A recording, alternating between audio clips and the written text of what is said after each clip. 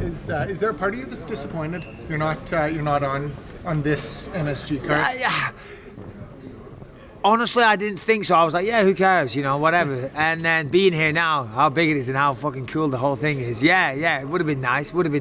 But I just defended my belt in my hometown, so that's pretty cool as well. You can't have your cake and eat it. Well, give us the update on you. I mean, obviously you've been busy since you defended the title. Yeah, that's right. Dana offered me GSP, that didn't come off. Bearing in mind, I just want to make this clear, they came to me, I didn't go for him. And then I said, so what do? He said, forget it, maybe enjoy Christmas with the kids. All right, so I thought I'll take some time off, and I haven't really been in the gym. I've been trying to let my knee heal up and just recover from that last fight. And then he calls me a few days ago and says, do you want to go fight on the same card again against Jacare? I'm like, dude, I haven't done anything in weeks, and I listened to you, I've just been chilling out. So I said, I'm not saying no to the fight, but short notice I can't do. Obviously, a big fight this weekend in my division, Yoel and Weidman. So we'll see who wins that, and then I'm pretty sure they'll come to me with something soon. I was saying, can you clear it up? Because it seems like you're getting criticism of people saying, oh, you were willing to fight GSP, but you're not willing to fight Jacare? Well, I was willing to fight GSP 4 weeks ago. I was offered Jacare a few days ago. In that 4 weeks, that's crucial time. You know what I'm saying? I was offered GSP with 7 weeks' notice. I was offered Jacare with 3 weeks' notice. And you made the point about the difference in pay, right? Yeah. The Jacare fight is still going to be there, and that would be a massive payday for me. By far the biggest payday of my career. The Jacare fight, the money I'll generate from that's always going to be there. If they wanted GSP in Toronto, that fight, I've got to take it. Jacare is always going to be there because he's not going to bring anything to the table for me financially. Nothing at all. He doesn't even speak English. I'd have to do all the press stuff. I'd have to promote the fight. It would all fall on me. So I was like, yeah, if we do it, I need a training camp. You got to respect this guy. He's a great fighter. He really is. I can't take that fight on short notice. Yeah. Weidman. Now that I have the belt. If I didn't have the belt, then yeah, fuck it, let's go. Yeah, but I do have the belt, so I want a full camp. Yeah, and Weidman was saying yesterday at the media day that if he wins, he's been guaranteed a title shot. Is that what you think happens? He hasn't fucking been guaranteed anything. I am the champion, and I make the fucking decision. Simple as that. Nobody's got a gun to my head telling me which fights I have to take. So it's funny that Weidman says that, because I'd love to see this guaranteed that he has. How does he guarantee it? He hasn't spoken to me. That's just what who's the champion? You are. Don't fucking force me to fight anyone. But he did back you a bit, when discussing the Yoel Romero thing. He said he totally understands where you're coming from on, the comments you made about steroids still being in his system and not wanting to fight him if he wins. So. No. Again, and I knew I'd take flack for that comment, but I'm serious. I stand by it. All these cheating bastards need to pay. And I'm not rewarding them by fighting them. I said to myself a while ago, I'm done. And yeah, I'm not saying I'll never fight him, but he needs a bit more time to get that shit out of his system, if you ask me. And that's not really a new thing you said. When I did that interview with you in Toronto before 199, you said the exact same thing. Yeah, sure. Yeah, thank you. I appreciate that. What is there a targeted time for you? Knowing that you're trying to get through the holidays and all that, what sounds good for you? Well, I might have another big movie role that starts filming at the end of January. So, sometime in January would be nice, so I can get that done. Yeah, get the fight and then do this movie. If the movie comes off, it's not guaranteed yet, but. But if pound notes aren't a factor. Hey, Simon. You're right. If pound notes are always the factor. Come on, we all want pound notes, Simon. If we assume that they're all equal paydays, who would you most like to get in there with next? Weidman. They're all Weidman. Because he's a tit. No, do you know what? Weidman's all right. I've got nothing against Weidman. I berated his accomplishments as a champion on UFC Tonight. That's what started this beef a while ago. He's all right. I like him, his whole team. They're all cool, really, really cool guys. We're just competitors. We're in the same weight division. We've clashed heads now. He wants what I've got. I wish him the best. So there's a bit of history there. Yeah. So I think people will be interested in that fight as well. He wins on Saturday? I don't. He might do. He's certainly got the potential to, but I just think them two, they're both, Weidman's strengths are his grappling, his jiu-jitsu and his wrestling. He's very, very good. Yoel's the better wrestler. Chris said this week that it's MMA, it's not wrestling. That does change it, and he has got a good point there. On the feet, Weidman's a bit slow. He's got a great chin. He's tough as hell. He really is, but he's a little slow in my opinion. Yoel is explosive as hell, and he has a surprisingly diverse striking game as well. I was watching him versus Jacare recently, in preparation for this weekend, and he impressed me, and I watched it and I thought, yeah. But you don't know which Yoel's going to turn up now, do you? You know, now that he's been busted for juice. And then also, it's a 3-round fight. If it was a 5-round fight, I'd say Weidman, because Yoel would gas. But it's a 3-round fight, so... And of all the contenders at the top of that middleweight division, who do you think would give you the toughest test? Oh, they're all tough. You know, there's no easy paydays. You know, defending against the best people in the world in the UFC. You know, it's not. They're all tough. Do you know what I mean? But I think I can beat them all. 100%. No, I am the champion of the world. Let's not forget this, Simon Head. Well, you say you call the shots. You're the champion. The UFC just announced 209 for Brooklyn. If Weidman wins, would you fight him in New York? When is that? What was it, February 18th, I think? No, I'm hoping to get him before then. Yeah. We'll see. Does you talk about defending, champion and defending it? A bit of a random one, but now that you've had a title defense, you know, do you feel even more established? Not just winning the title and winning that one title fight, but defending it, holding it again. Yeah, absolutely. You know, it's. Yeah, no, I do, and it's a very addictive feeling, I'll tell you that. Winning fights and having the belt put around your waist is certainly something I can get used to. So, yeah, no, massively. I mean, they always say, you're not the champion till you defend it. So I defended it, okay, everyone says he wasn't the top contender. Who gives a fuck? I defended it. Is the game plan still 3 title defences and then ride off into the sunset? Yeah, I mean, never say never, right? But you can't fight forever. I've been doing this for a long, long time. I'll probably keep going until I lose the belt. And then just say, fuck it, cheers. Well, you got, set the record for most UFC wins, multiple other records with that win at 204. Does any of that stuff mean anything to you? Honestly, no, not really. The most fights does, but again, that's short-lived, because that's going to get broken again pretty quickly. You know, Cerrone's probably going to blast me out the water with that, because he's still quite young and he's not far behind me, and he fights every other weekend. Yeah, I mean, there's lots of nice accolades, and they're cool, they're nice, but honestly, I don't get carried away with any of it. It's just, I'm just trying to, fight, enjoy myself, earn some money, look after my family, give my kids a good life. If there's some stuff like that comes along the way, great, that's nice, but it's not important at the end of the day. What about UFC Hall of Famer?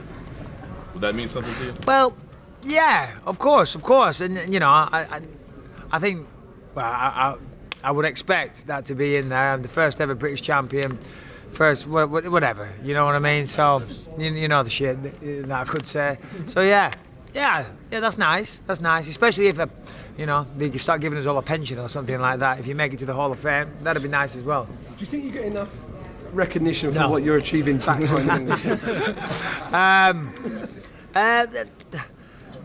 No, if I'm honest, no.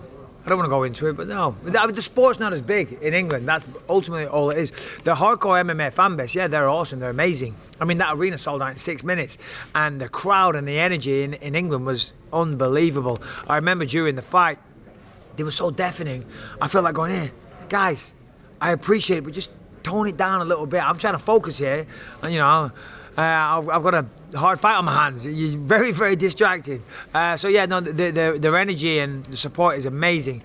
But it's still, I wouldn't say niche. That's not fair. But it's it's not a mainstream sport. It's getting there though. Because a long time ago, like now on Facebook, you see everybody talking about the fights. Never used to see that. And that's just one example. You mentioned pensions, and this has been a long. Oh, I don't want to get into all that shit. I said that, but yeah. I opened the can of worms. Yeah. I'm just saying, who doesn't want a nice pension? We're a few weeks apart now from obviously that event in Manchester. Is the Dan Henderson ghost laid to rest now? Are you content with that? Yeah, no, there was never a ghost. I was always, it is what it is. You can't change history. He did well in 2009, and it's part of history. I was never bitter about it. Of course, you just got to deal with it and move on. And the UFC came to me with that fight. I'll reiterate that one more time. That wasn't me going, I want Dan Henderson.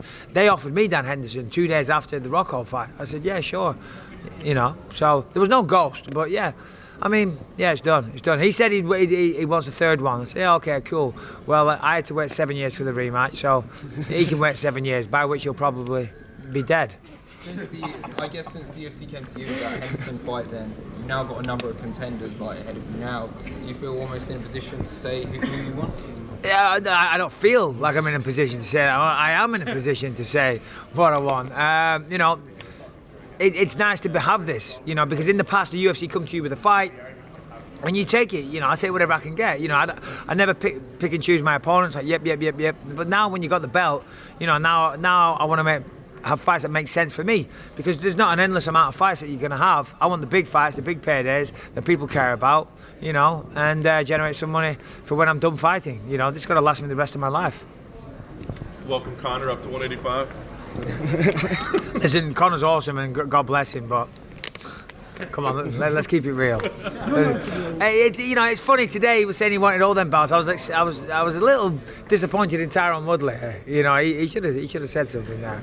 But yeah, God bless him.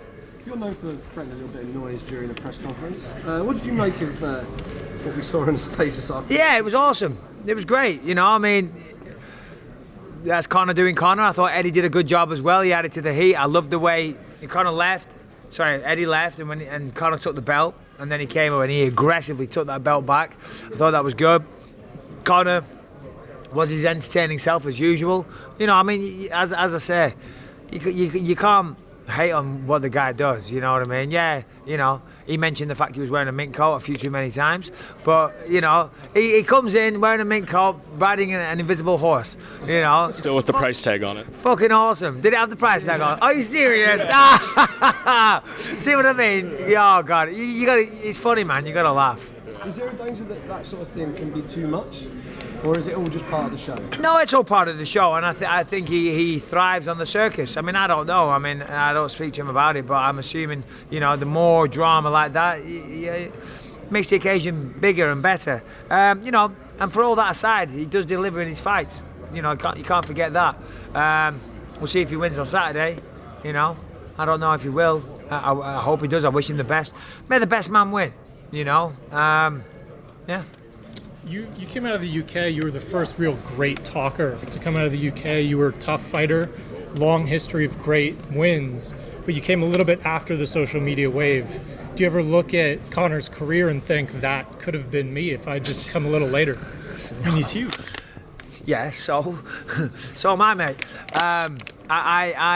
No, never ever once. I'm very, very content with where I am, what I've done, and what I've achieved. So I never, ever look at someone else's career and go, oh, I wish I could be them. I'm pretty fucking happy with where I am. But what's the difference between, not to say we know the numbers, but a fighter like Conor who does, you know, 1.6, 1.7 million pay-per-view buys, and someone like yourself who, you know, might be on the for sure. wrong end of a million or something like Yeah, you know, I mean, yeah, God bless him. He's a massive draw, you know. He's got the Irish people behind him, and, you know, the Americans love the Irish, you know, they're all from Irish descent and whatnot, you know, a lot of Irish community out here. So they all get behind him, and rightly so. Why not?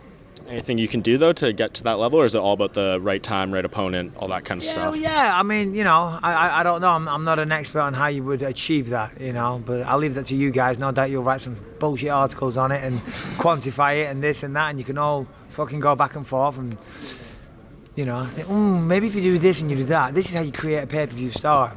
None of you know what the fuck you're talking about. Mike, I'm a little late to the party, but you know, they announced UFC 208 and 209 for Anaheim and for Brooklyn next year. Have you already been in talks to maybe get on either of those cards? I haven't, no, but I'm hearing unofficial rumours. That's all I'll say. When could these rumors become official, perhaps? No, because they haven't come to me directly. I'm hearing them through the grapevine. Through the grapevine. I don't know. And the grapevine can often be the bullshit vine. Any particular preference to fight in either California? Yeah, well, I live in Anaheim. And so that would be nice. In terms of opponent? Oh, yeah, I mean, you know, I'd like Weidman. I'd like George St. Pierre. I'd like the biggest fight possible. The biggest fight possible that generates the most money, you know, and I don't see what's wrong with that. I do want to beat the number one contender, you know, whoever that is, and after this weekend, I guess we can figure that out. You know, I've got to do that, but I do want to have the biggest fights as well. Is there any part of you that's a little bit worried with, you know, you faced a lot of guys that were on either HGH or steroids. Romero, obviously, he's been cleared, but it's still a little bit sketchy. I mean, any apprehensions towards him because of his past? Yeah, definitely. You know, I mean, where there's smoke, there's fire. You know, and he only got a 6-month suspension, but he was still suspended. He was still suspended for what was in his system. So, you know, he's probably been doing it his whole life. So the benefit, the advantages that he has will take a while. I mean, look at Vitor Belfort. He slowly, he was the deflating man, weren't he? He used to be huge. He was jacked when I fought him, and now look at him. He's a mess. It takes time for this stuff to wear off. What about what do you think of that Musashi Hall fight coming up next week? I know you don't have the fondest feelings towards Hall. Yeah, no, I don't. He's a bit of an idiot, isn't he? Yeah, Musashi's going to smash him. Musashi was smashing him in the first fight, and he didn't get lucky. You right through the kick and it landed and he did the job. But I don't see that happening in the rematch. Musashi's great, man. You can't deny that guy either. Yeah, is he someone that you think could generate a fight of interest? He's a fight of interest to all us and us guys, but the average man on the street, unfortunately, his manager or his coach or someone came to me and asked me about it, and I said, yeah, the thing is, he needs a couple more bigger fights for people to know who he is. He's starting to do the right thing. He's an incredible fighter, but he just needs to, get his name out there a little bit. So what do you think they should do with Jacare then if he ain't fighting you? I don't know. Speak to Jacare. Okay. Speak to Jacare. Speak to Musashi. You said you're calling the shots, so maybe you'd want to play matchmaker a bit with the other guys. I couldn't care less what they do. I couldn't give 2 cents what they do. You know what I mean? I'm only focused on one person, me. So all these other people, they can bitch and they can talk shit and do whatever they want. And when the fight is made, then we can get down to business. Middleweight's kind of become one of the more intriguing divisions. I mean, it's very, very competitive, a lot of great guys. And then at the same time, with Anderson getting a chance, it seems like it's split in terms of the revenue. Do you feel anything about the sort of, irony that the division has become so exciting, and yet at the same time, it's tough to draw there? Yeah, well, I think, to be honest, for most people in the UFC, let's be honest, there's only 2 that are generating those massive numbers, Ronda and Conor, so other than that, thanks, Mike. Is that empty bottle? I really need it, but it gives me something to do with my hands. You know what I mean? Yeah, there's only really them 2 in the company that are, attracting that type of, hype, if you will. So, yeah, I don't think there's anything you can do. For you guys that work at FS1, between the champions, you, Tyron, DC, and Dominic, obviously Dominic got the co-main under Ronda, but is there a bit of a talk or some competition between you guys to get those coveted slots as co-mains under the big draws? Yeah, well, and the one thing I don't understand is that Ronda and Conor, when they fight, their undercards are ridiculous as well. I mean, look at this fight, look at the undercard, it's nuts. If they're such big stars, why do they need the sickest undercards? Surely they can float it by themselves. I had to do with bloody Uncle Vitor, didn't I? So it'd be nice to have a couple of title fights under me as well. That'd be awesome, wouldn't it? But yeah.